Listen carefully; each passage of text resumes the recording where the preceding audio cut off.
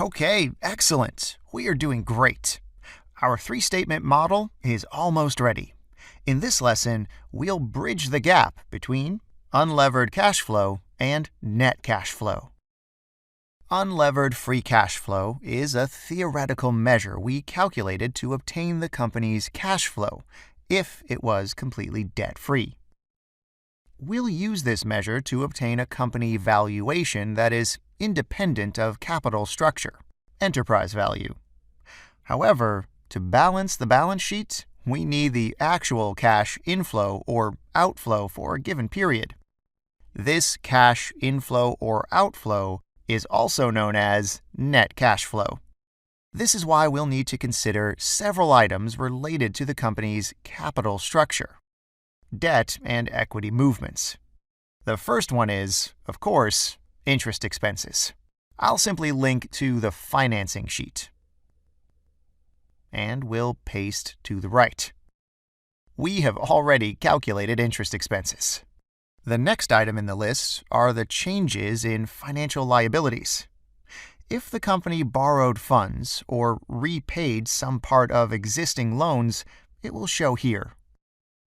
To calculate delta financial liabilities, we'll simply subtract current period liabilities minus the liabilities observed in the previous period.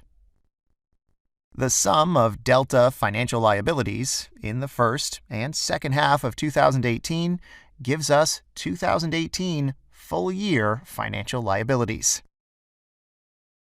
And then I have to be careful. I can't simply paste the formula from earlier, as there is a blank column in the balance sheet, which will cause an error.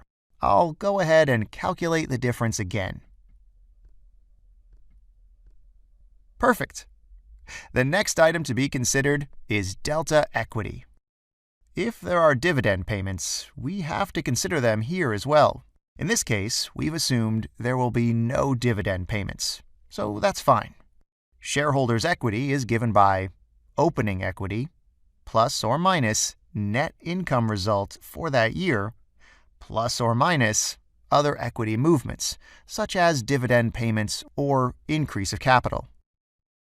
Therefore, to calculate equity flows, we have to consider the difference between the closing amount of equity and the opening amount of equity in the balance sheet, and subtract the net result for the respective period.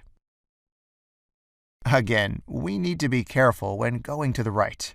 The blank column in the balance sheet requires us to repeat the calculation before pasting to the right.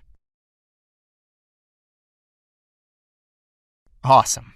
To calculate the difference between taxes and opening taxes, we'll have to go to the P&L sheet and select the amount of actual taxes paid and subtract the theoretical operating taxes in the cash flow sheet. This will mitigate the difference, which was obtained when we considered taxes with respect to EBIT, ignoring tax shields from interest expenses. And finally, in this case, we must also add minority interests from the P&L. Hopefully, all of this closes the gap between unlevered and net cash flow. In our next lesson, we'll fill in cash in the balance sheet, which will complete the three-statement model we created. I am sure I'll see you in the next lesson. Thanks for watching.